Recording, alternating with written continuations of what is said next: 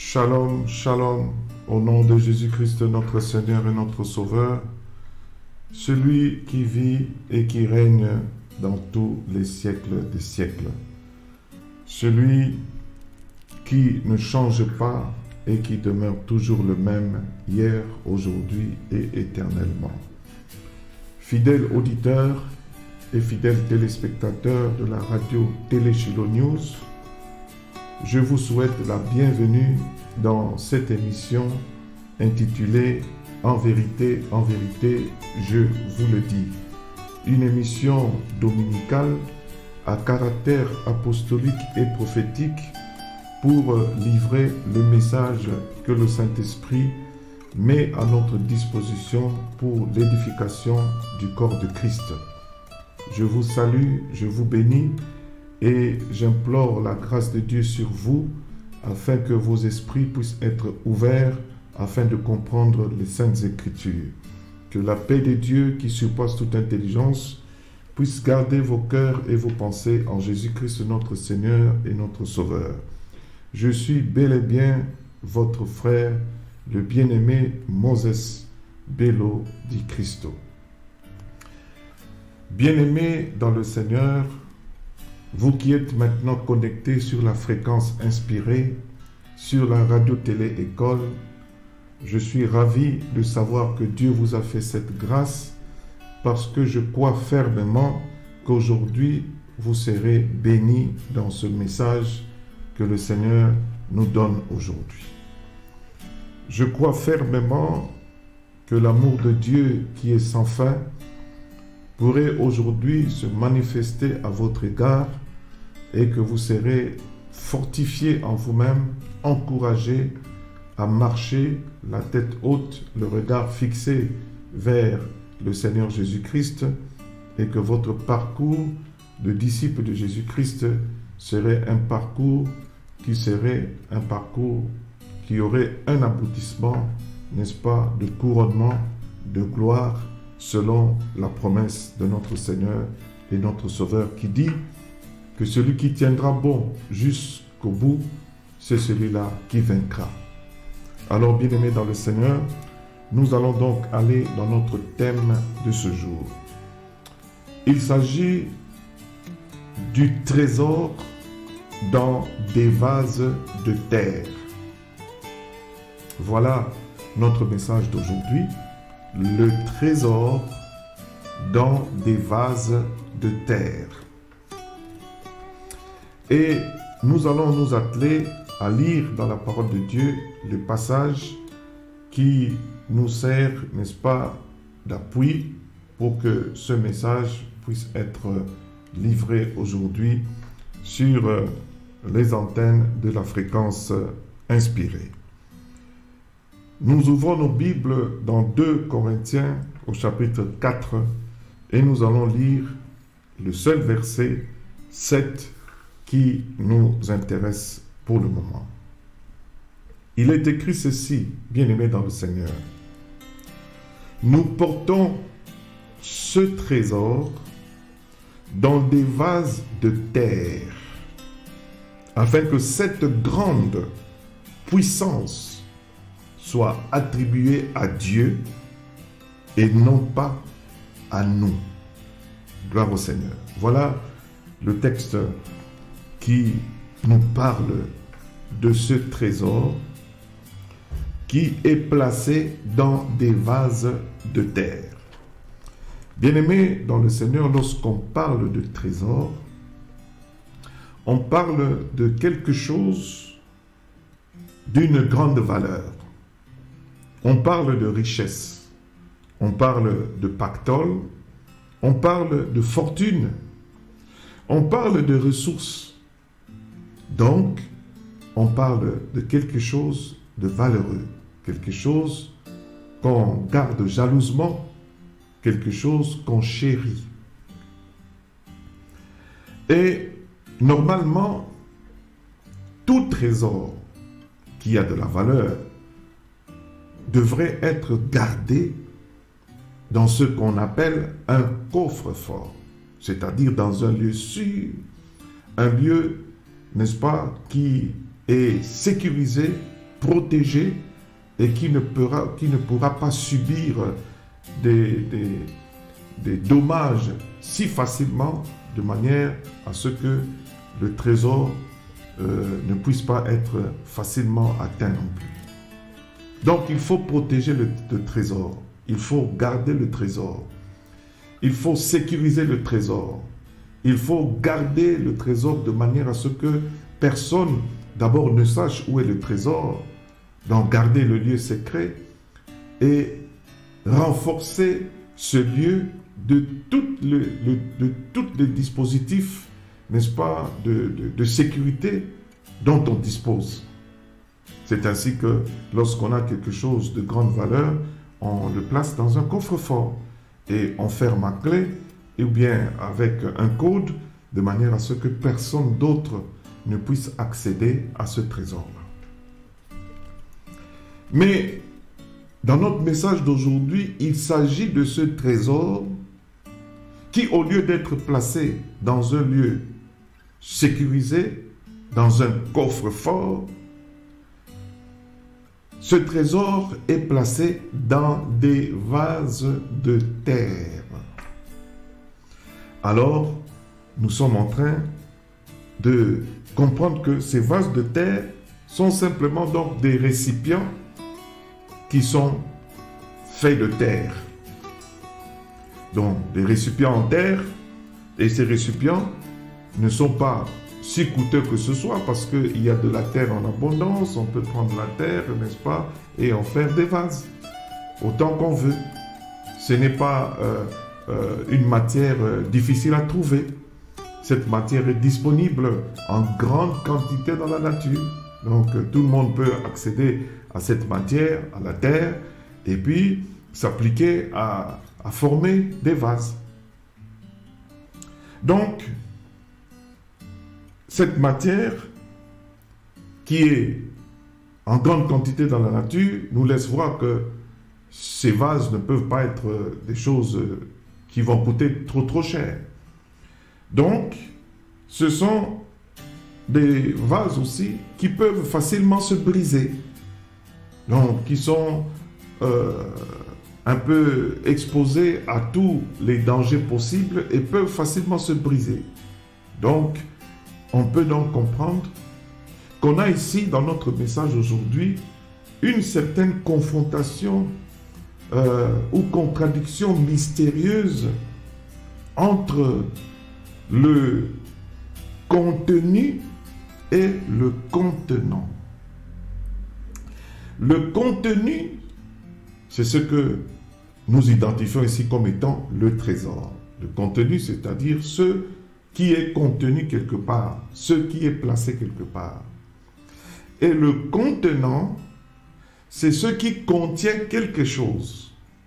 Donc nous avons aujourd'hui pour contenu le trésor et pour contenant les vases de terre. Donc le contenu qui est le trésor est gardé dans les contenants qui sont les vases de terre. Nous remarquons une contradiction ou bien un déséquilibre dans la qualité et dans la durée. Nous voyons que le trésor, en fait, a beaucoup de valeur, le contenu a beaucoup de valeur, le contenu est fort valeureux et le contenu aussi, le trésor, est durable dans le temps, et voire même éternel. Alors que le contenant, c'est-à-dire les vases de terre, sont fort faibles, facilement cassables, mais aussi éphémères dans la durée du temps, c'est-à-dire limités dans le temps. Et alors, bien-aimés dans le Seigneur, c'est cette image de contradiction mystérieuse entre le contenu et les contenants qui nous intéresse aujourd'hui. Et nous allons tirer sûrement beaucoup de très très bonnes leçons à partir, n'est-ce pas, de cette contradiction mystérieuse. Alors en réalité, bien-aimés dans le Seigneur, nous avons donc une contradiction aussi, quelque part, entre ce qui est réel et ce qui est vrai, entre ce qui est la réalité et ce qui est la vérité. Nous allons voir cela ensemble, bien-aimés dans le Seigneur. Alors, lorsque dans ce verset nous lisons « Nous portons ce trésor ». Donc, le « nous » en question, c'est ce « nous » qui représente les enfants de Dieu, ceux qui appartiennent à Christ. Et ceux qui appartiennent à Christ sont identifiés comme tels parce qu'ils sont porteurs de l'Esprit de Christ. Lorsque quelqu'un est habité par le Saint-Esprit, il appartient à Christ. Mais lorsque cela n'est pas le cas, il ne lui appartient pas non plus.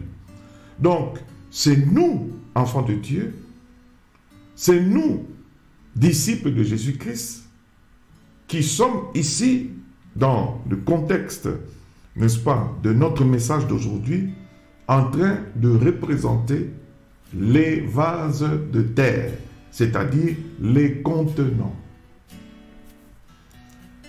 Et d'une autre part, nous portons ce trésor, est-il dit dans ce verset, ce trésor dans des vases de terre, afin que cette grande puissance puisse être attribuée à Dieu et non pas à nous. Donc, en réalité, en nous, nous portons par la présence du Saint-Esprit automatiquement la grandeur de la puissance de notre Dieu, le Créateur du ciel et de la terre, des choses visibles et invisibles. Donc, en parlant de trésor, nous parlons donc de contenu, nous parlons automatiquement de notre Dieu, qui, par le Saint-Esprit, habite en chacun de nous. Et en parlant bel et bien des vases de terre, nous parlons des enfants de Dieu, nous parlons des disciples de Jésus-Christ qui sont en train de porter, n'est-ce pas, ce Dieu en eux, l'Esprit de Dieu en eux, qui sont devenus donc effectivement les contenants d'un contenu, n'est-ce pas, extraordinaire. Pendant que les contenants sont limités dans le temps, pendant que les contenants sont faibles, pendant que les contenants peuvent se briser, se casser facilement, nous trouvons dans ces contenants faibles, éphémères, qui peuvent se briser, nous contenons quelque chose de valeureux à l'intérieur. Nous y trouvons un contenu, un trésor éternel, un trésor de grandeur, de puissance, un trésor, n'est-ce pas, bien-aimé dans le Seigneur, de grande et alors grande valeur.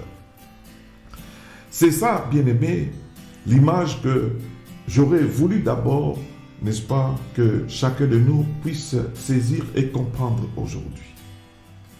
Voilà l'image, n'est-ce pas, des enfants de Dieu. L'image des disciples de Jésus-Christ. L'image de tous ceux qui croient en Jésus-Christ et qui sont en train, n'est-ce pas, de persévérer dans la foi, qui sont en train de suivre les traces de Jésus-Christ. Nous sommes des personnes de ce genre. En réalité, bien-aimés, lorsque on nous observe, on nous regarde, nous semblons, n'est-ce pas, avoir moins de valeur.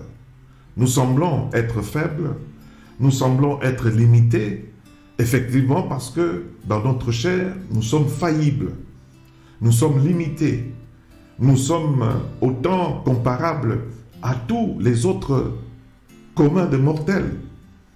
Nous sommes vraiment des hommes créés à l'image de Dieu, mais des hommes représentant tout ce qui caractérise, n'est-ce pas, les limitations de toute l'humanité. Et bien aimé, mais en réalité, ces hommes et ces femmes, bien sûr, qui croient en Jésus-Christ, qui suivent Jésus-Christ, qui ont reçu, n'est-ce pas, de la part de Dieu, le don du Saint-Esprit, sont en fait des gens qui nous présentent un extérieur qui n'attire pas notre regard, qui n'éblouit pas, qui ne laisse pas voir, n'est-ce pas, la grandeur. Alors qu'en réalité, dans leur intérieur, est logé et caché ce qu'il y a de tout grand. Est logé et caché ce trésor dont nous parlons aujourd'hui. Et c'est là, bien-aimés dans le Seigneur, l'image que nous pouvons nous faire des enfants de Dieu, des disciples de Jésus-Christ. Lorsque nous les voyons, nous les abordons, nous pouvons facilement risquer de les négliger, de ne pas les considérer à leur juste titre. Et alors qu'en réalité, tout enfant de Dieu est un contenant qui est en train de porter un contenu extraordinaire. C'est ainsi que le Saint-Esprit nous a mis à cœur aujourd'hui de parler de cela, de venir, n'est-ce pas, sur, n'est-ce pas, les antennes de cette chaîne de radio et de télévision pour proclamer ces choses, pour encourager les enfants de Dieu, pour édifier le peuple de Dieu, à prendre conscience, bien-aimés dans le Seigneur, de ce que le Seigneur a voulu qu'il soit fait, n'est-ce pas, conformément à ce message que nous sommes en train de partager aujourd'hui. Bien-aimés, nous allons donc nous atteler à lire, n'est-ce pas, certains passages dans la parole de Dieu pour approfondir, n'est-ce pas, ce que nous avons commencé à expliquer, de manière à ce que chacun de nous puisse saisir convenablement le vrai sens de ce message que le Seigneur est en train de nous donner aujourd'hui. Donc, en observant, bien-aimés dans le Seigneur, les vases de terre, nous avons donc ici l'image de la réalité. En réalité, lorsque nous observons les enfants de Dieu, nous les trouvons comme tout commun de mortels. Ça, c'est la réalité. Un enfant de Dieu est en train de vivre comme tous les humains. Il est peut-être locataire quelque part. Il a peut-être aussi quelques difficultés, n'est-ce pas, pour satisfaire à tous ses besoins. Il prend le bus comme tout le monde. Il est, n'est-ce pas, aussi en train d'aller à l'école et de s'appliquer, n'est-ce pas, à tous les tests comme tout le monde. Il n'est pas nécessairement le plus, n'est-ce pas, doté d'intelligence pour être toujours le premier de la classe. Vraiment, quand on l'observe, quand on le regarde, on a l'impression d'avoir quelqu'un, n'est-ce pas, de tout à fait naturel, quelqu'un de tout à fait simple. C'est vraiment quelqu'un comme tous les autres à côté, n'est-ce pas, de lui. C'est la réalité des choses. Mais la parole de Dieu vient nous dire que dans ce que vous êtes en train de considérer dans la réalité, dans la nature comme étant quelque chose, n'est-ce pas, de normal, c'est cette personne-là, justement, qui est en train de porter quelque chose d'extraordinaire. C'est justement ce monsieur-là qui est en train de prendre le bus que vous êtes en train de voir. Justement ce monsieur-là qui est en train, n'est-ce pas, de chercher comment nouer les deux bouts du mois, qui est en train de chercher comment payer son loyer. C'est justement cette personne-là qui est en train de chercher comment faire pour nourrir ses enfants et les élever, les envoyer à l'école, comme aussi ses voisins sont en train de le faire. C'est justement en cette personne-là, en ce monsieur-là, en cette dame-là, qu'il y a un trésor.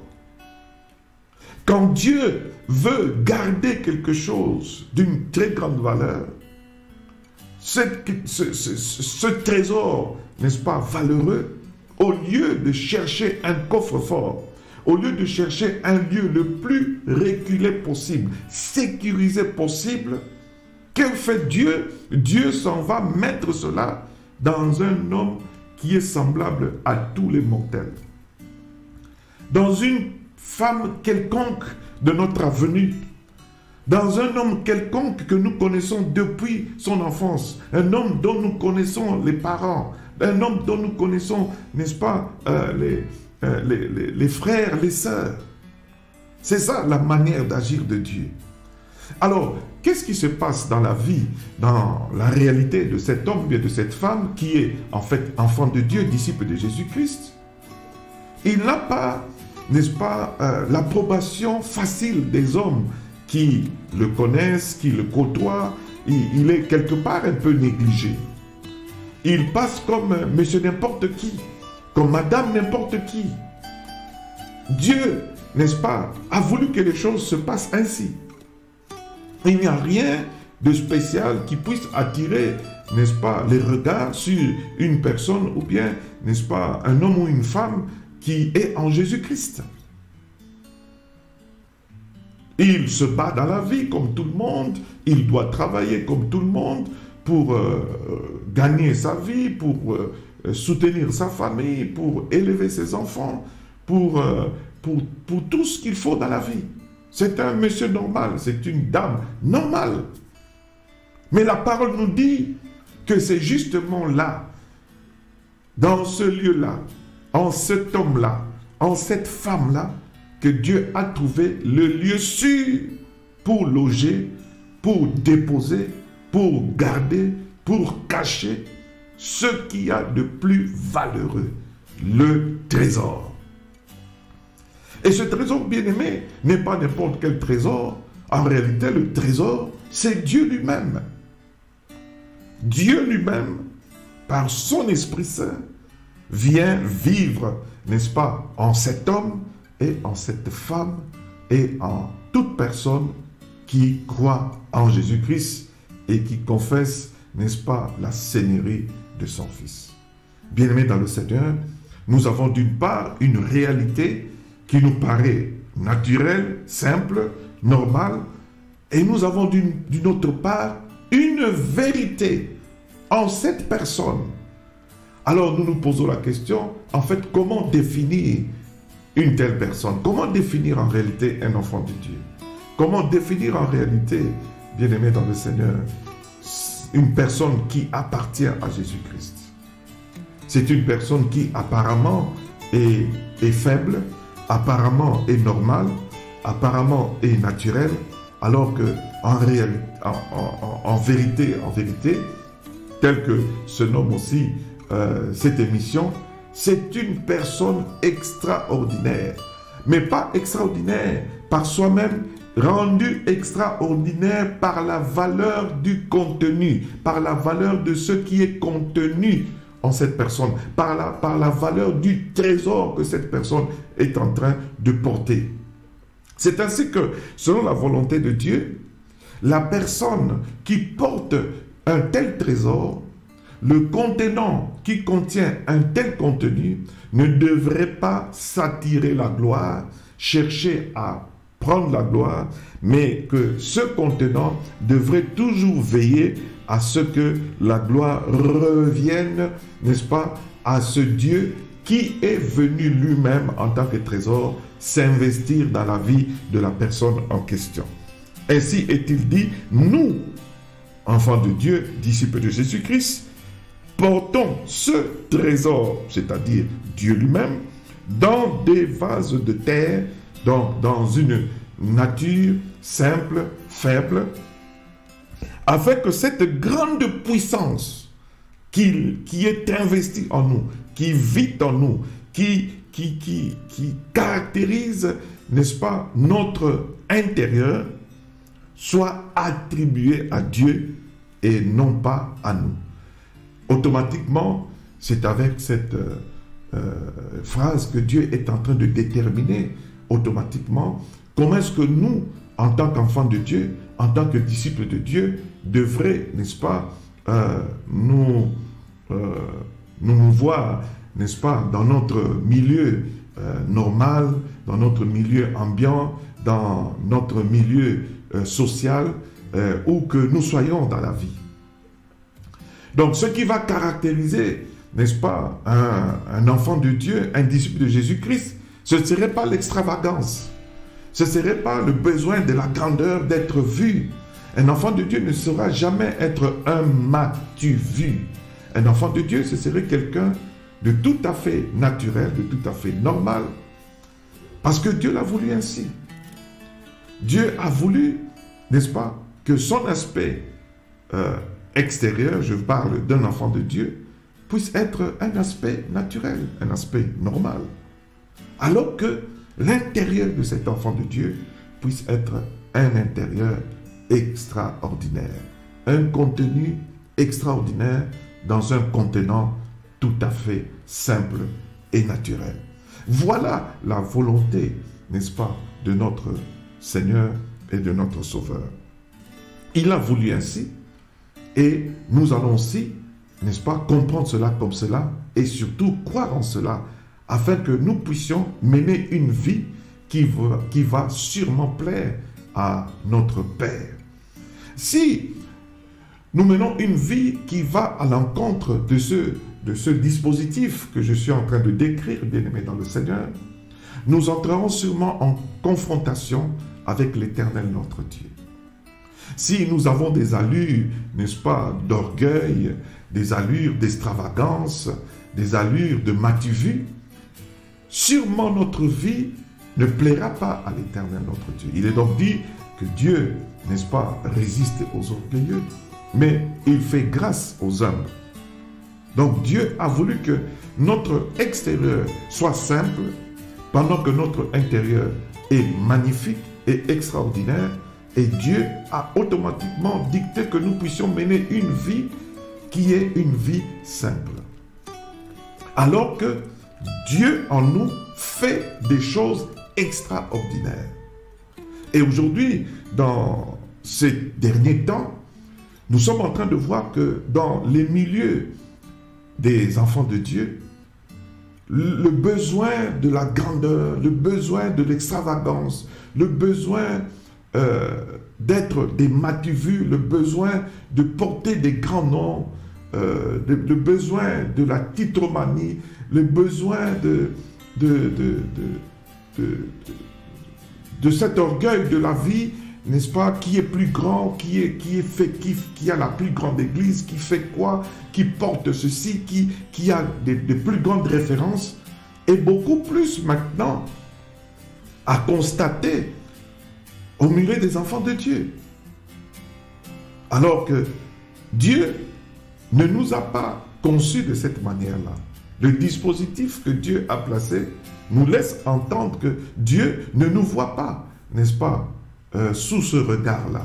Dieu nous voit comme étant des hommes et des femmes simples, naturels, mais qui ont reçu la grâce d'être, n'est-ce pas, porteurs de celui qui est le trésor, celui qui est extraordinaire, afin que des choses extraordinaires puissent jaillir de nous et bénir, n'est-ce pas, l'humanité. Ainsi donc, bien-aimés dans le Seigneur, je m'en vais faire, n'est-ce pas, une petite navigation dans les textes de la parole pour approfondir, si vous voulez, ce que nous sommes en train de dire aujourd'hui, n'est-ce pas, dans ce message. Dans 1 Corinthiens, au chapitre 1er, je ne cesserai de rappeler cela, qu'en fait, quand Dieu est en train de chercher ceux qui doivent, n'est-ce pas, représenter, n'est-ce pas, les intérêts de son royaume, Dieu procède de la même manière. Dieu s'en va, n'est-ce pas, chercher les plus simples. Dieu fait ceci. Il est écrit dans 1 Corinthiens au chapitre 1er, à partir du verset 26, « Considérez, frères, que parmi vous qui avez été appelés, il n'y a ni beaucoup de sages selon la chair, ni beaucoup de puissants, ni beaucoup de nobles. » Voilà la manière de procéder de Dieu. Il sait qu'il va investir l'extraordinaire en nous, mais au lieu, n'est-ce pas, de chercher ce qui est extraordinaire pour mettre aussi ce qui est extraordinaire, il cherche ce qui est ordinaire pour y placer ce qui est extraordinaire. Voilà la manière de faire de Dieu. Verset 27. Mais Dieu a choisi les choses folles du monde pour confondre les sages. Dieu a choisi les choses faibles du monde pour confondre les fortes. Et Dieu a choisi les choses viles du monde et celles qu'on méprise, celles qui ne sont point, pour réduire à néant celles qui sont, afin que personne ne se glorifie devant Dieu. Or, c'est par lui que vous êtes en Jésus-Christ, qui, par la volonté de Dieu, a été fait pour nous sagesse, justice, sanctification et rédemption, afin que, comme il est écrit, que celui qui se glorifie dans le Seigneur. Voilà. Que celui qui se glorifie dans le Seigneur, mais ne s'attire pas cette gloire pour lui-même. Parce que Dieu a voulu que nous soyons comme les communs de mortels, que nous soyons simples, que nous soyons, n'est-ce pas, faillibles, que nous soyons limités, et que en cette réalité qui semble, n'est-ce pas, être limitée, qu'il y place une vérité qui est établie de manière certaine et éternelle. Ainsi donc, bien-aimés dans le Seigneur, nous sommes en train de voir que les voies de Dieu ne sont pas nos voies et les pensées de Dieu ne sont pas nos pensées. Dieu procède, n'est-ce pas, de manière toujours à nous enseigner quelque chose de particulier. Je m'en vais encore lire, toujours dans 1 Corinthiens au chapitre 6, ce passage que j'aimerais bien toujours rappeler, au verset 19, où il est écrit « Ne savez-vous pas que votre corps est le temple du Saint-Esprit qui est en vous, que vous avez reçu de Dieu et que vous ne vous appartenez point à vous-même. Vous avez reçu de la part de Dieu le Saint-Esprit qui désormais habite en vous et qu'en réalité, vous êtes devenu le temple de Dieu. » Donc, en vous regardant, vous êtes une femme normale, simple, vous êtes un homme normal et simple, mais en réalité, vous êtes le temple, vous êtes le contenant, n'est-ce pas, d'un trésor extraordinaire. Vous contenez Dieu. Dieu a voulu être contenu en chacun de ses enfants. Dieu s'est fait contenu du contenant qui est son enfant, son disciple. C'est là la réalité des choses, bien-aimés dans le Seigneur. C'est ce que Dieu a voulu qu'il y ait comme dispositif, n'est-ce pas, dans notre vie spirituelle. Alors, bien-aimés, quand je m'en vais lire dans 1 Corinthiens au chapitre 15, je prends le verset 10 pour voir un peu ce qui est dit ici. « Par la grâce de Dieu, je suis ce que je suis, et sa grâce envers moi n'a pas été vaine. Loin de là, j'ai travaillé plus que eux tous, non pas moi, toutefois, mais la grâce de Dieu qui est avec moi. » Ici, il y a quelqu'un, n'est-ce pas, en l'occurrence l'apôtre Paul, qui a compris ce que nous sommes en train de partager aujourd'hui. Il est conscient de ce qu'il est. Il dit, par la grâce de Dieu, par la volonté souveraine de Dieu, je suis ce que je suis. Et sa grâce envers moi n'a pas été vaine. Il s'en rend compte. Il dit, loin de là, je n'ai pas été... loin de là, j'ai travaillé plus que eux tous. Par la présence de Dieu, j'ai pu faire beaucoup de choses. Mais il reconnaît, toutefois, ce n'est pas par moi-même, mais c'est par la grâce de Dieu qui est, n'est-ce pas, avec moi. Donc cette grâce, cette présence de ce trésor, n'est-ce pas, qui est en moi, explique pourquoi j'ai travaillé plus que tous. Quand Dieu s'investit en quelqu'un, n'est-ce pas, cette personne est rendue capable de faire des choses extraordinaires. Mais il ne va pas, n'est-ce pas, s'attirer cette gloire, mais il va toujours reconnaître que si j'ai été en mesure de travailler plus que eux, de faire beaucoup de choses que les autres, ce n'est pas parce que j'ai pu le faire par moi-même, mais c'est à cause de ce trésor que je porte en moi. C'est-à-dire que toutes mes prouesses sont expliquées par l'extraordinaire qui est en train de vivre en moi. En me regardant, vous vivez une réalité faible, mais en réalité, à l'intérieur de moi, la vérité s'est établie en moi. C'est ainsi que quand ce trésor, n'est-ce pas, se manifeste, alors, n'est-ce pas, on reconnaît que je suis, n'est-ce pas, habité par celui qui est le tout grand de tous les esprits, le Saint-Esprit de Dieu. Ainsi donc, bien-aimés dans le Seigneur, je rends grâce à l'Éternel Dieu, parce que Dieu a voulu que chacun de nous puisse être habité par le Saint-Esprit. Que nous soyons des hommes simples, des femmes simples, mais par lesquels Dieu fait des choses extraordinaires. Mais que nous-mêmes, nous continuons à demeurer par notre comportement, par notre manière d'agir et de paraître simple. Ce n'est pas parce que Dieu s'est investi en nous, qu'il est en train de faire des choses formidables par nous, etc., que cela nous rende orgueilleux. Que nous puissions maintenant faire voir, voilà ce que Dieu, n'est-ce pas, a fait en moi, voilà ce que Dieu a investi en moi. Je suis le plus grand, n'est-ce pas, de tous les apôtres, le plus grand de tous les prophètes, le plus grand. Qu'on ne verse pas dans la course inutile des superlatifs, le plus ceci, le plus cela, le plus grand, la plus grande église, le plus grand ceci, le plus... Non, Dieu n'a pas voulu que notre comportement puisse être, n'est-ce pas, dégradé comme ça, dans de telles futilités. Dieu a voulu que la gloire puisse toujours être, n'est-ce pas, à lui seul.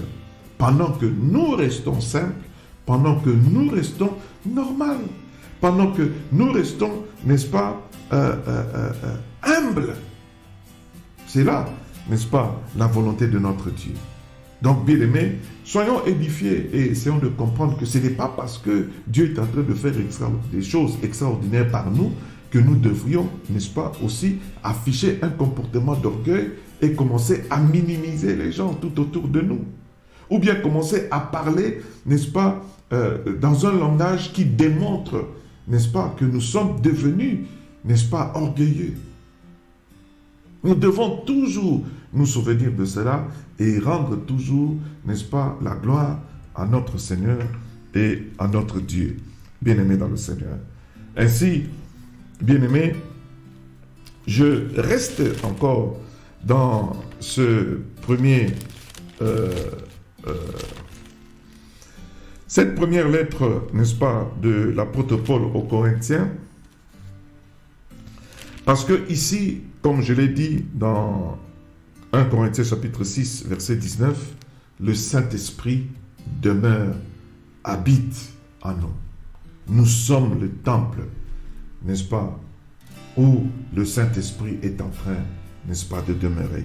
Donc Dieu habite en nous. Dieu agit en nous. Dieu agit par nous. Et je m'en vais revoir encore la réalité de l'appellation chrétien qui a dû paraître pour la première fois dans la ville d'Antioche. Qu'est-ce que les gens d'Antioche avaient donc vu et constaté parmi les disciples de Jésus-Christ en les regardant pour finir par les appeler des chrétiens? Qu'est-ce qu'ils avaient vu? Qu'est-ce qu'ils avaient constaté, ces gens d'Antioche?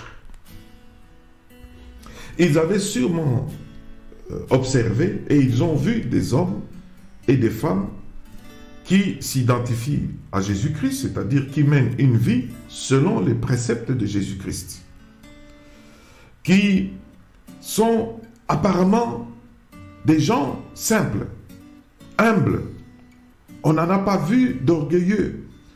Et ils se sont souvenus que ce Jésus qui apparu, n'est-ce pas, en Israël, n'avait pas paru de manière à frapper les regards. C'était un homme simple. C'était un homme qui s'était entouré des gens, n'est-ce pas, qui étaient simples. Il était accompagné par des gens qui faisaient des professions simples.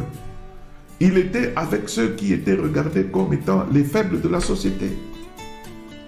Et pourtant, n'est-ce pas, ce Jésus a étonné le monde parce que c'est toujours de sa crucifixion que les gens qui étaient en train d'observer cette scène ont entendu quelqu'un dire, mais assurément cet homme est le Fils de Dieu. Donc c'est-à-dire pendant qu'il était là, pendant qu'on l'observait, on ne l'abordait pas comme étant en réalité le Fils de Dieu. Mais lorsqu'ils ont vu les événements qui se sont déroulés dès qu'il a rendu son esprit entre les mains de son Père, alors ils se sont rendus compte qu'ils avaient effectivement affaire avec le Fils de Dieu. Alors, les gens d'Antioche, observant les hommes et les femmes qui étaient en train de pratiquer les préceptes de Jésus-Christ, ils se sont dit, mais ces gens sont en train de répliquer la vie de Jésus-Christ. Ils sont en train de vivre tel que leur Seigneur a vécu, tel que leur Maître leur a montré. Ils continuent à vivre comme ça. Ils continuent, n'est-ce pas, à accepter même les souffrances à cause de ce nom de Jésus-Christ. C'est ainsi que les gens d'Antioche ont appelé les disciples de Jésus-Christ chrétiens. Donc, bien-aimés, lorsque on est en train de refléter la vie de Jésus-Christ, lorsque on peut rester simple et humble, alors que Dieu fait par nous des choses extraordinaires, alors, bien-aimés, nous pourrons donc comprendre que le monde puisse nous observer comme étant des chrétiens. Mais lorsque nous aimerions avoir une apparence, n'est-ce pas, d'extravagance, de grandeur, etc., bien-aimés, sûrement même le monde, en nous regardant, est en train de dire « Non, non, non, non, non, nous n'avons pas connu leur maître de cette manière. Nous n'avons pas connu un Jésus orgueilleux. Nous n'avons pas connu un Jésus extravagant. Nous n'avons pas connu un Jésus qui parle, n'est-ce pas, tel que ces gens sont en train de parler, ou bien de faire. » Alors, bien-aimés, nous allons donc être même, n'est-ce pas, désapprouvés par ces hommes. Ainsi donc, bien-aimés dans le Seigneur, je peux insister et comprendre que dans la volonté du Seigneur, nous sommes, n'est-ce pas, des êtres qui sont en train de vivre une contradiction mystérieuse entre la réalité et la vérité. Notre réalité, notre vie réelle semble être normale, alors que la vérité en nous fait de nous des hommes et des femmes extraordinaires, mais qui remettent toute la gloire entre les mains de celui qui est le trésor et qui est venu vivre en nous. Bien-aimés dans le Seigneur, dans cette deuxième lettre de Paul aux Corinthiens, au chapitre 4, là où nous avons trouvé notre texte de base, lorsque je lis le 16e verset, donc 2 Corinthiens, chapitre 4, verset 16, il est dit, c'est pourquoi nous ne perdons pas courage. Et même si notre homme extérieur se détruit, notre homme intérieur se renouvelle de jour en jour. Nous ne perdons pas courage lorsque nous constatons, n'est-ce pas, cette contradiction mystérieuse entre la réalité, n'est-ce pas, visible extérieure et la vérité intérieure en nous. Ah, en fait, dans notre extérieur, selon l'homme extérieur, nous sommes en train, n'est-ce pas, de nous détruire, de passer les traces n'est-ce pas, d'usure sont en train de se manifester en chacun de nous, comme tous les autres mortels aussi. Nous sommes en train de vieillir. Et plus on avance dans l'âge, plus, n'est-ce pas, on remarque, n'est-ce pas, qu'il y a des éléments qui sont en train soit de nous quitter ou bien de s'ajouter selon que nous sommes en train de vieillir. Les signes de vieillissement sont en train de se manifester en chacun de nous, comme ça se fait aussi, n'est-ce pas, en ceux qui ne connaissent pas le Seigneur Jésus-Christ. En cela, nous ne sommes pas différents. Notre homme extérieur est en train de se détruire, est en train de vieillir. N'est-ce pas? Que vous soyez homme ou bien que vous soyez femme, il y a, n'est-ce pas, des choses qui se passent en vous et vous-même vous remarquez que, n'est-ce pas, quand vous étiez jeune, vous aviez, n'est-ce pas, de longs cheveux, vous aviez une peau magnifique, etc. Mais plus vous avancez dans le temps, plus vous constatez que, n'est-ce pas, même votre endurance physique, votre force physique, certains éléments de votre être naturel sont en train de signifier que vous êtes en train de vieillir et que vous êtes en train de passer. Donc, en fait, vous êtes, n'est-ce pas, semblable à des vases, n'est-ce pas, en terre qui passent et qui cassent, qui sont éphémères. Mais pendant qu'il y a détérioration dans votre extérieur, pendant que vous êtes en train d'être, de gagner de l'âge, il se passe en vous ce qui est contraire à ce qui se passe dans votre extérieur. C'est une contradiction mystérieuse. Dieu a voulu que ce soit comme ça. Une contradiction mystérieuse. Vous vieillissez selon l'homme extérieur, mais vous rajeunissez selon l'homme intérieur. Vous vous fortifiez de plus en plus. Plus vous avancez en âge, plus la maturité, plus la sagesse, n'est-ce pas, est en train de s'affermir en vous. Plus vous avancez dans le temps, plus votre être extérieur est en train de lâcher, mais votre intérieur, votre homme intérieur est en train de s'affirmer de plus en plus, de s'accrocher de plus en plus, n'est-ce pas, en ce trésor qui est le Seigneur. Parce que vous vous rendez petit à petit compte qu'en fait, l'important n'est pas dans votre extérieur, l'important n'est pas dans l'éphémère, mais l'important est dans l'éternel, l'important est dans ce trésor, n'est-ce pas, qui est en vous. Et vous voulez vous accrocher le plus possible à ce trésor, et en vous accrochant de plus en plus à ce trésor, en obéissant de plus en plus, n'est-ce pas, au Saint-Esprit dans votre parcours, dans votre vie, alors des grandes choses aussi se font au travers de vous. Souvent, j'ai entendu dire, les jeunes dire, ah voilà, les générations, n'est-ce pas, sont en train de se succéder, les générations sont en train de passer, n'est-ce pas, quand les jeunes sont en train de parler avec beaucoup, n'est-ce pas, de mépris et d'arrogance vis-à-vis, n'est-ce pas, de ceux qui sont plus âgés qu'eux, dans le naturel comme aussi dans le ministère, ils ont tendance à croire que ah bon, ces vieux-là, ils sont passés, ils sont en train de passer, ils n'ont plus rien à dire. C'est nous, la nouvelle génération, c'est nous qui sommes là maintenant pour faire ce qu'il faut.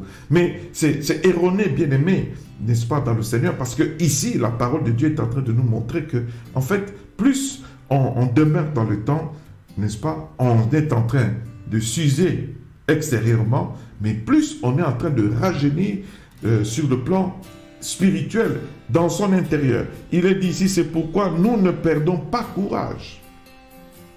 Même si en réalité nous constatons que notre homme extérieur est en train de se détruire, est en train de vieillir, est en train de passer, notre homme intérieur se renouvelle de jour en jour. Et je crois que ceux qui ont fait l'expérience, n'est-ce pas, du ministère, peuvent le constater et aussi l'affirmer avec moi. Vous savez, quand vous avez été beaucoup plus jeune dans le ministère, vous avez eu aussi, n'est-ce pas, à parler de la part de Dieu, et vous avez eu des passages que vous avez partagés dans des messages, etc. Mais après quelques années, lorsque vous revenez sur les mêmes passages que vous aviez dans le temps, n'est-ce pas, exploités dans les messages que Dieu vous avait donnés, n'est-ce pas, de partager, vous sentez que la profondeur dans ce que vous êtes en train de faire, de dire, sur la base des mêmes versets, a complètement, n'est-ce pas, grandi aussi. Parce que vous avez fait un parcours avec le Seigneur. Parce que vous avez, n'est-ce pas, recueilli de l'expérience. Parce que vous avez su non seulement lire le verset, mais lire aussi entre les versets. Parce que le Saint-Esprit qui est en vous, vous a continué, n'est-ce pas, à vous enseigner, à approfondir ce qui vous avait été déjà donné, de manière à ce que vous deveniez de plus en plus performant. Donc, sur le plan naturel, nous devenons, n'est-ce pas, vieux, mais sur le plan spirituel, nous nous rajeunissons. Nous devenons de plus en plus concis, de plus en plus précis, de plus en plus profonds. Et nous montons aussi, bien-aimés dans le Seigneur, sur le plan spirituel. Et Dieu se sert de nous de plus en plus encore pour que son nom puisse être élevé et béni. Ainsi, je parlerai aux jeunes pour dire aux jeunes, vous êtes en train de faire un parcours, soyez simple, soyez, n'est-ce pas, humble. Laissez le Seigneur se servir du trésor qu'il y a en vous pour accomplir par vous ce que le Seigneur veut faire. Mais ne prenez pas cette gloire, n'est-ce pas, comme étant la vôtre. Et ne dites pas que c'est par ma force que je suis en train d'accomplir ces choses. Bien-aimé dans le Seigneur, jeune homme, avec ta force, tu ne pourras pas arrêter la mort. Jeune fille, avec ta beauté extérieure, tu ne pourras pas arrêter, n'est-ce pas, le péché. Ainsi, bien-aimé dans le Seigneur, c'est seulement en Jésus-Christ que nous avons la véritable victoire. Ainsi, bien-aimé, lorsque je suis en train d'observer maintenant nos aînés dans le Seigneur, dans les textes bibliques, ce qu'ils ont vécu, n'est-ce pas, si c'était, n'est-ce pas, à comparer à aujourd'hui, nous allons sûrement dire qu'ils étaient des maudits. C'était des gens maudits. Et c'était des gens qui devraient passer par des séances de délivrance, n'est-ce pas, extraordinaires. Mais regardons un peu ce que Dieu a voulu, qui marque leur vie. C'est ce qui nous intéresse, n'est-ce pas, maintenant. Et quand je lis dans 2 Corinthiens, au chapitre 6, je lis, n'est-ce pas, le verset 8, et jusqu'à terminer au verset 10, il est dit ceci, bien-aimé dans le Seigneur, au milieu de la gloire et de l'ignominie, au milieu de la mauvaise et de la bonne réputation, étant regardé comme imposteur, quoique véridique. Regardez comme imposteur.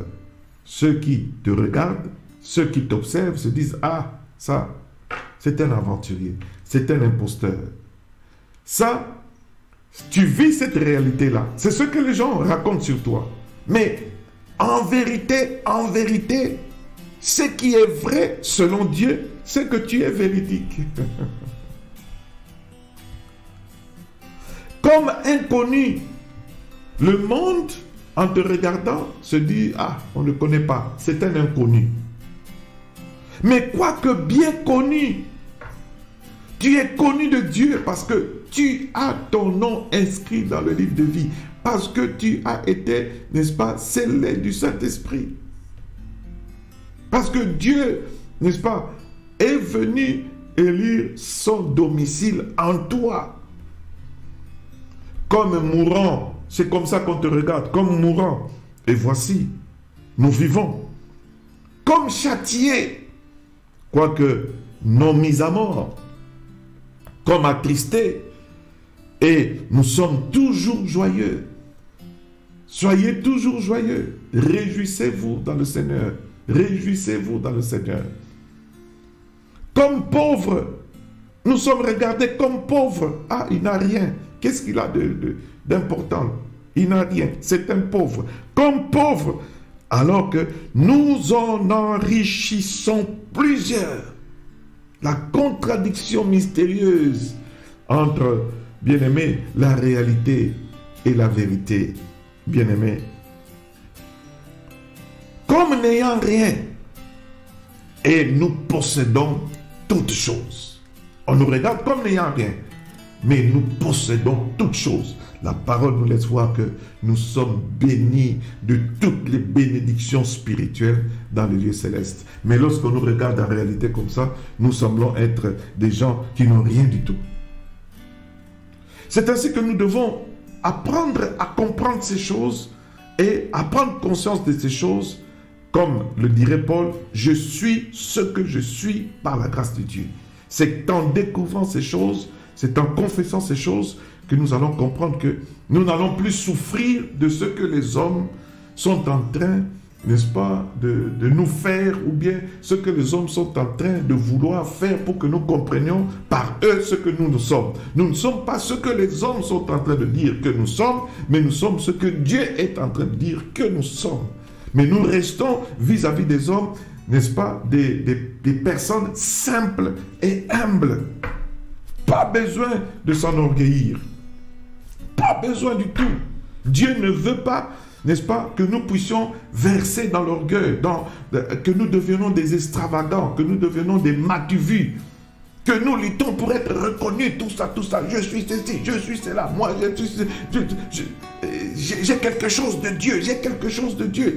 C'est vraiment quelque chose qu'il faut bannir de la vie en tant qu'enfant de Dieu. Et, bien-aimé dans le Seigneur, je lis encore toujours dans 2 Corinthiens pour nous édifier au chapitre 11, dans 2 Corinthiens, je lis les versets 23 jusqu'au verset 27. Il est dit ici, sont-ils ministres de Christ? Je parle en termes extravagants. Je le suis plus encore. J'ai la conscience que je suis plus ministre de Christ que qui que ce soit. Que ceux qui prétendent l'être. Que ceux qui ont un langage extravagant. Que ceux qui, n'est-ce pas, sont orgueilleux parce qu'ils sont ministres de Christ. Je le suis plus que eux. Dit ici, apôtre Paul. Je le suis plus encore par les travaux, bien plus par les coups, bien plus par les emprisonnements, bien plus souvent en danger de mort. 5 fois j'ai reçu des Juifs 40 coups moins 1. 3 fois j'ai été battu de verge. 1 fois j'ai été lapidé. 3 fois j'ai fait naufrage. J'ai passé 1 jour et 1 nuit dans l'abîme. Fréquemment en voyage, j'ai été en péril sur les fleuves, en péril de la part des brigands, en péril de la part de ceux de ma nation, en péril de la part des païens, en péril dans les villes, en péril dans les déserts, en péril sur la mer, en péril parmi les faux frères. J'ai été dans le travail et dans la peine, exposé à de nombreuses veilles, à la faim et à la soif, à des jeûnes multipliés, au froid et à la nudité. Donc ce n'était pas une vie facile, une vie ministérielle facile. C'était une vie, n'est-ce pas, avec beaucoup de difficultés, jusqu'à telle enseigne que les gens qui t'entourent se posent la question, est-ce que celui-ci est vraiment de Dieu? s'il serait de Dieu, mais pourquoi est-ce qu'il est en train de passer, n'est-ce pas, par toutes ces expériences, n'est-ce pas, difficiles? Pourquoi il est en train de passer par ces expériences, n'est-ce pas, si compliquées? Pourquoi il n'a pas la vie si facile? Alors que, bien-aimé, c'est en cela, bien-aimé, que le trésor est trésor. Pourquoi? Parce qu'on voit un homme simple, un homme faible, un homme limité, qui est en train de surmonter des événements incroyables. Il est en train de surmonter des épreuves terribles, mais il les surmonte les unes après les autres. Pourquoi? À cause du trésor, à cause de la présence de son Dieu en lui, à cause, n'est-ce pas, de son intérieur, à cause du contenu qu'il y a en lui, il est en train de supporter, il est en train de porter des choses qu'un homme, n'est-ce pas, sans Dieu ne pourrait pas faire. Mais malgré tout ces périls-là, il n'a pas lâché le Seigneur. Il n'a pas abandonné. Ou alors, il n'est pas devenu non plus orgueilleux. Et à propos de l'orgueil, bien-aimé dans le Seigneur a tellement fait de grandes choses par cet homme qui est Paul, que cet homme, normalement, devrait, si c'était à notre époque maintenant, devenir le plus orgueilleux de tous les hommes de Dieu, de tous les serviteurs de Dieu. Il serait un grand parleur, un grand mativu, quelqu'un qui va, n'est-ce pas, passer son temps à démontrer combien il est grand, combien Dieu a agi par ses mains. Il cherchera à s'attirer les regards sur lui. Mais regardez, dans 2 Corinthiens au chapitre 12, le chapitre qui suit, je m'en vais vous lire du verset 8 jusqu'au verset 10. Qu'est-ce que Dieu a fait avec cet homme? Et pour que, à partir du verset 7, pardon, et pour que je ne sois pas enflé d'orgueil, et pour que je ne sois pas enflé d'orgueil, pour que je ne sois pas enflé d'orgueil. Donc, pour ne pas permettre que je tombe dans une attitude qui obligera Dieu à me désapprouver, qui est l'orgueil, pour ne pas être orgueilleux, pour ne pas devenir extravagant, m'as-tu vu? À cause de l'excellence de ces révélations, à cause de ce trésor, parce que quand vous portez les trésors, vous allez aussi porter l'excellence des révélations. Parce que quand vous allez, n'est-ce pas, agir pour la gloire du Seigneur, des fleuves d'eau vive vont couler de votre sein et des révélations vont jaillir de vous. À cause de l'excellence de ces révélations que Dieu a accordées à son enfant, il m'a été mis une écharde dans la chair. Un ange de Satan pour me souffleter et m'empêcher de m'enorgueillir.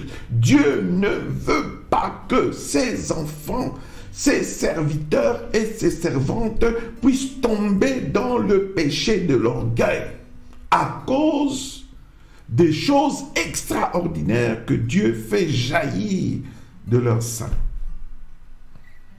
Dieu est Dieu. Ainsi, il prend soin, sachant qu'il est en train d'utiliser son enfant, ici, en l'occurrence l'apôtre Paul, il prend soin. Il dit, si celui-là, je le laissais comme ceci, il va sûrement tomber dans le péché de l'orgueil. Dieu nous connaît très bien. Mais pour aider l'apôtre Paul, pour l'aider, Dieu, n'est-ce pas, permet que quelque chose se passe dans sa chair, dans son physique, qui ne fait pas, n'est-ce pas, la beauté de l'être humain, ou bien qui ne fait pas le grand plaisir de l'être humain. Ainsi, portant maintenant cette écharde, étant, selon l'entendement des hommes, un peu diminué, n'est-ce pas, dans son orgueil propre, comme on le dit en français, cet homme maintenant restera toujours humble. Dieu a dû même aider un ministre de Dieu à rester humble. Dieu a dû même aider l'apôtre Paul à rester humble, à rester simple, malgré tous les miracles, malgré toutes les révélations. Dieu veut que tu sois simple, bien-aimé dans le Seigneur. Dieu veut que tu restes simple, que tu demeures simple. Ne cherche pas, n'est-ce pas, à te faire voir comme si tu étais quelqu'un qui n'est plus, n'est-ce pas, de la dimension des hommes. Mais Dieu veut faire des grandes choses par toi, pendant que toi, tu gardes une attitude de simplicité. Une attitude de simplicité. Parce qu'il t'a tiré de là où tu étais, parce que tu étais faible. Il t'a choisi parce que tu étais chose vile, parce que tu étais chose folle, parce que Dieu a pris, n'est-ce pas, t'a pris dans cette condition-là afin de confondre ceux qui prétendent avoir quelque chose et être quelque chose. Mais quand maintenant Dieu commence à faire des choses par toi, toi-même tu cours le danger de devenir maintenant ceux qui prétendent. Alors Dieu va s'opposer à toi aussi. Il va s'opposer à toi. Et verset 8, 3 fois, j'ai prié le Seigneur de l'éloigner de moi. L'apôtre qui va en prière, il prie 3 fois. Et quand il dit 3 fois, ce n'est pas qu'il entrait en prière simple comme ça. Sûrement, c'était à des périodes différentes. Il est consciemment allé dans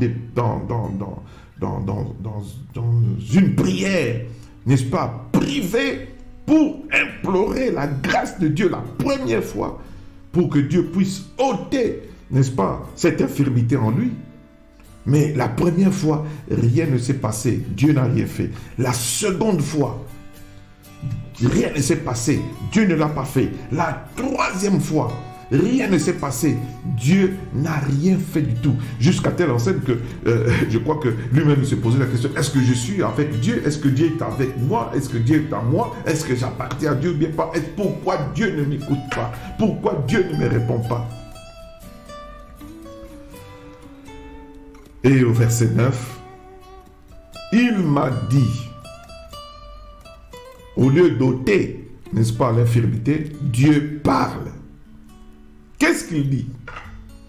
Ma grâce, ma grâce qui est en toi, ma grâce qui est en toi, ma grâce qui est la grâce de m'avoir en toi, la grâce d'avoir le trésor en toi, la grâce d'avoir le Saint-Esprit en toi, la grâce, n'est-ce pas, par laquelle je fais des grandes choses par toi, la grâce qui demeure en toi. Cette grâce-là, c'est celle qui a le plus important que je t'ai donné. Cette grâce-là te suffit. Si tu l'as et que tu manquais autre chose, ne t'en fais pas, tu es dans la félicité éternelle. Cette grâce-là, c'est ça ta vraie valeur, c'est ça ta vraie joie. La raison de ta joie, c'est pas ce qui est en train de t'entourer. La raison de ta joie, c'est le trésor.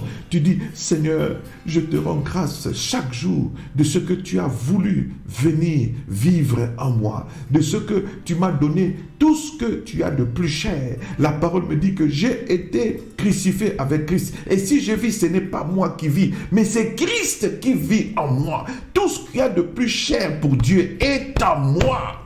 Le trésor est en moi, alors que mon extérieur est un extérieur de faiblesse, un extérieur limité, un extérieur naturel qui est déjà en train de se détruire. Ma grâce te suffit, car ma puissance s'accomplit dans la faiblesse. Je t'ai tiré dans la faiblesse. Si tu restes dans cette condition, n'est-ce pas, morale de faiblesse, d'humilité, ma puissance continuera à agir en toi et par toi. Je continuerai à guérir par toi. Je continuerai à accomplir des miracles par toi. Et je continue, ma grâce va continuer. Alléluia. C'est ainsi que, bien-aimés, plus nous nous enorgueillons aujourd'hui, plus nous devons, n'est-ce pas, des mativus, des orgueilleux, etc. Plus nous parlons, n'est-ce pas, un langage qui ne correspond pas à celui de Dieu, plus la puissance de Dieu n'agit plus en nous, plus les vrais miracles ne sont plus opérés en nous, qu'est-ce que nous faisons? Nous sommes obligés de faire, n'est-ce pas, un pacte avec les ténèbres, un pacte avec les médiums, un pacte avec, n'est-ce pas, les mystiques, n'est-ce pas, dans n'importe quelle spiritualité, pour parvenir maintenant à ce que Dieu veut nous donner à cause de notre attitude de faiblesse, de simplicité, d'humilité. Tu ne restes pas simple, tu ne restes pas faible, tu ne restes pas humble. La puissance de Dieu n'agit plus en toi. Les vrais miracles s'éloignent de toi et tu es obligé, n'est-ce pas, d'être maintenant à la merci des ténèbres. Bien-aimé, il m'a dit, ma grâce te suffit, car ma puissance s'accomplit dans la faiblesse. Je me glorifierai donc bien plus volontiers de mes faiblesses, afin que la puissance de Christ repose sur moi. C'est pourquoi je me plais dans mes faiblesses.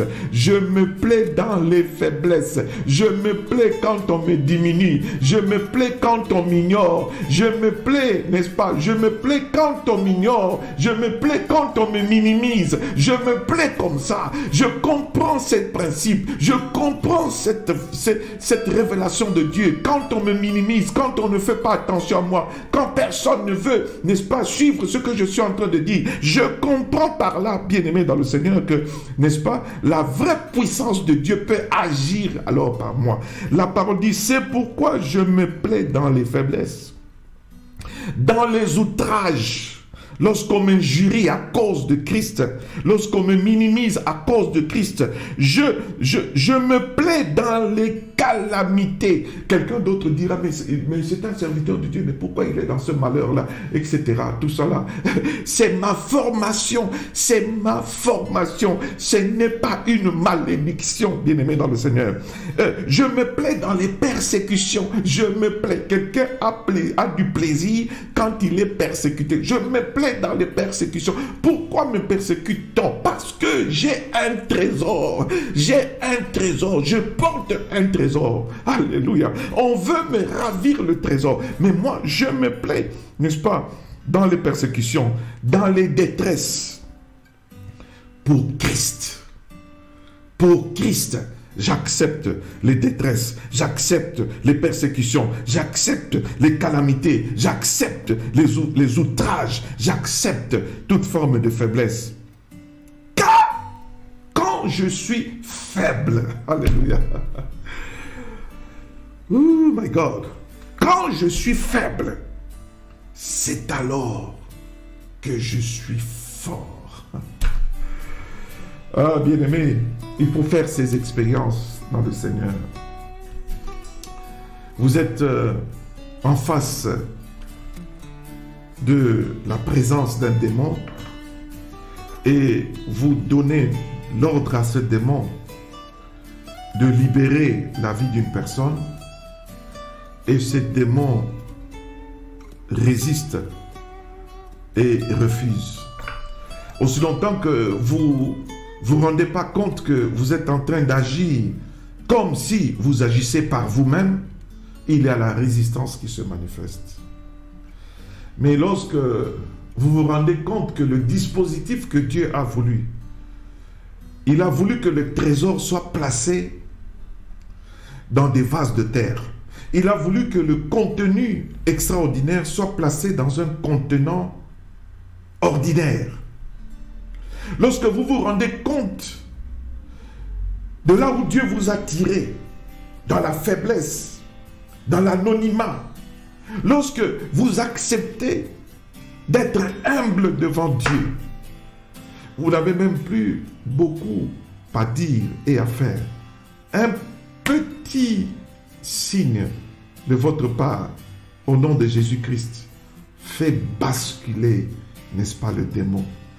Et il s'en va de manière à pousser des cris qui vous étonnent vous-même.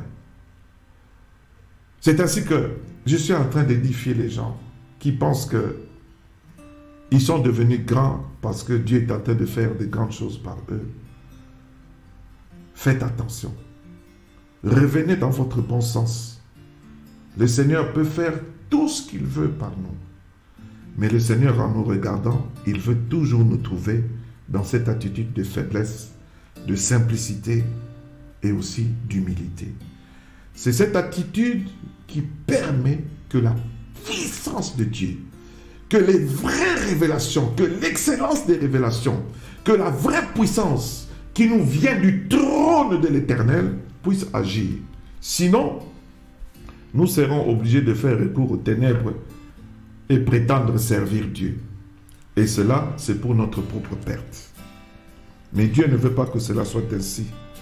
Ainsi, il dit, car quand je suis faible, c'est alors que je suis fort.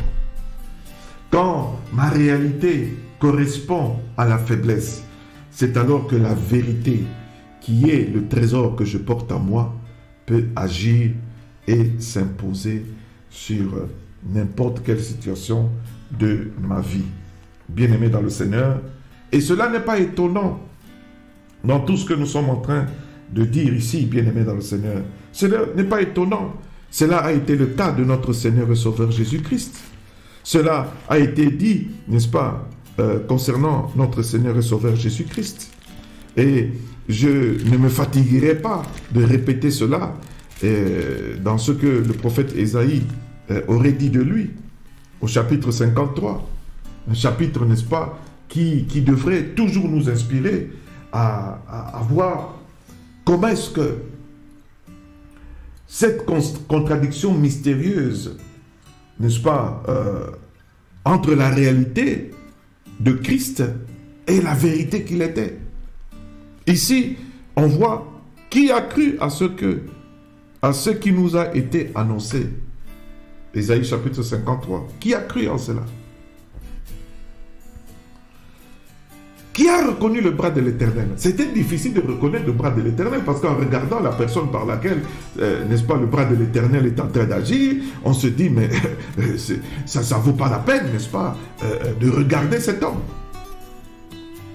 Il s'est élevé devant lui comme une faible plante. On parle de Jésus, faible. La faiblesse a caractérisé la plante en question. Comme un rejeton qui sort d'une terre desséchée. Là où on n'entend pas qu'il y ait, n'est-ce pas, production, c'est là, n'est-ce pas, justement, qu'il se passe quelque chose. Il n'avait ni beauté, ni éclat pour attirer nos regards. Une réalité naturelle, négligeable. Et son aspect n'avait rien pour nous plaire. Méprisé, abandonné des hommes, homme de douleur, habitué à la souffrance. Si c'était à notre époque ici, tout le monde dirait que si Jésus est maudit, il faut le délivrer, il faut qu'il passe dans des séances de délivrance, parce que comment est-ce qu'un homme peut être si méprisé comme ça? Comment est-ce qu'un homme peut être un homme de douleur, habitué à la douleur, habitué à la souffrance comme ça? La souffrance, c'est-à-dire que quand vous le regardez, vous dites, mais c'est pas possible. Cet homme doit aller à la prière, cet homme doit être délivré. Semblable à celui dont on détourne le visage. Nous l'avons dédaigné. Nous n'avons fait de lui aucun cas. Cependant, donc dans la réalité comme ça, Jésus n'a pas vécu les éloges. Il n'a pas vécu, n'est-ce pas, la popularité. Il n'a pas vécu les approbations. Si c'était, n'est-ce pas, à cette époque de réseaux sociaux, Jésus n'a pas vécu les likes. Jésus n'a pas vécu, n'est-ce pas, les vues. Quand Jésus disait quelque chose, il n'y avait pas beaucoup de vues. Quand Jésus disait quelque chose, il n'y avait pas beaucoup de likes. On ne peut pas regarder là-bas parce que ça ne sert à rien. Il n'a rien d'attrayant. Rien d'attrayant. Mais la vérité, c'est laquelle? Cependant, ce sont nos souffrances qu'il a portées. C'est de nos douleurs qu'il s'est chargé. Et nous l'avons considéré comme puni, frappé de Dieu et humilié. Mais il était blessé pour nos péchés, brisé pour nos iniquités. Le châtiment qui nous donne la paix est tombé sur lui, et c'est par ses meurtrissures que nous sommes guéris. C'est par sa souffrance que nous sommes maintenant dans la paix. Voilà, bien-aimés, cette contradiction mystérieuse entre la réalité et la vérité. Notre Seigneur Jésus-Christ est passé par là. Notre Seigneur Jésus-Christ a connu cela. Et tous ceux qui sont, n'est-ce pas, enfants de Dieu, disciples de Jésus-Christ, qui appartiennent à Jésus-Christ, pourraient donc comprendre que Jésus nous a toujours servi d'exemple. Jésus nous a toujours servi de modèle. Jésus, n'est-ce pas, est là pour nous conduire aujourd'hui. Et lorsque nous marchons sur, n'est-ce pas, les traces de Jésus-Christ, nous allons reproduire exactement ce que le Seigneur lui-même, n'est-ce pas, a voulu que nous puissions reproduire. Ainsi, dans Actes des Apôtres, chapitre 4, au verset 11, il est dit « Jésus est la pierre rejetée par vous qui bâtissez et qui est devenue la principale de l'angle. » Rejetée par les hommes qui bâtissaient, négligée par les hommes qui bâtissaient, mais c'est cette même pierre-là qu'on jette. C'est cette même pierre-là qu'on néglige qui est devenue la principale, n'est-ce pas, de l'angle. Bien-aimés dans le Seigneur, c'est chose formidable, n'est-ce pas, que nous sommes en train de constater aujourd'hui. C'est ainsi que, bien-aimés dans le Seigneur, vous qui êtes dans le Seigneur, je vais encourager quelqu'un qui est en Jésus-Christ. Je vais encourager quelqu'un qui est servante de Dieu, serviteur de Dieu, enfant de Dieu, disciple de Jésus-Christ. Même si vous n'avez pas l'approbation, n'est-ce pas, populaire, même si vous n'avez pas, n'est-ce pas, l'approbation de beaucoup de gens, ne vous en faites pas. Votre Seigneur est passé par là. Votre Seigneur a vécu cela. Mais, n'est-ce pas, l'important, c'est l'accomplissement de sa mission qui importait. Et l'apôtre Paul est passé par là. Il est passé par beaucoup de souffrances. Il est passé, n'est-ce pas, inaperçu devant beaucoup de gens. Mais c'est par lui que Dieu a accompli aussi, n'est-ce pas, des choses extraordinaires. Vous autant aussi, vous êtes en train de passer par des choses, n'est-ce pas, qui sont celles que vous n'auriez pas voulu vivre, n'est-ce pas, en tant qu'être humain. Mais la parole vous dit, dans l'épître de Jacques au chapitre 1er, verset 2, « Mes frères, regardez comme un sujet de joie, un sujet de joie. Ne soyez pas tristes, mais regardez comme un sujet de joie complète les diverses épreuves auxquelles vous pouvez être exposés. Sachant que l'épreuve de votre foi produit la patience.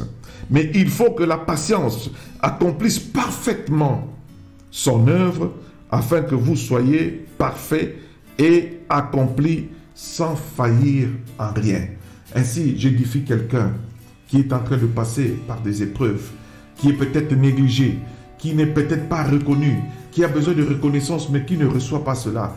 Bien-aimé, ce n'est pas ce qui importe pour toi. Tu ne chercheras pas à plaire aux hommes, tu chercheras à plaire à Dieu. Et Dieu, n'est-ce pas, continuera à faire des merveilles par toi. Dieu comptera que ce qui est en train de se faire par toi, c'est ce qui, n'est-ce pas, suscitera aussi le salaire que tu auras, n'est-ce pas, dans le ciel. Et bien aimé, je m'en vais conclure et dire, tu parais faible, bien aimé dans le Seigneur, mais ta force à toi est en Christ. Bien-aimé, tu es appelé à plaire à Dieu et non aux hommes, n'est-ce pas? Ils sauront que Dieu est en toi. Quand tu cherches à plaire à Dieu et que tu ne cherches pas à plaire aux hommes, finalement, ces hommes comprendront que Dieu est réellement en toi. Bien-aimé, tu es un simple humain qui est faillible, mais pourtant, le Dieu infaillible est en toi. Bien-aimé, sois simple, sois humble, sois toujours, n'est-ce pas, bien-aimé, dans cette position qui paraît être faible. Alors Dieu finira toujours par se manifester en toi et Dieu ne manquera pas de t'honorer. Aussi longtemps que, n'est-ce pas, le petit de l'ânesse pouvait porter Jésus-Christ, alors le public était en train d'acclamer le Seigneur Jésus-Christ qui est en train d'avancer dans la ville de Jérusalem.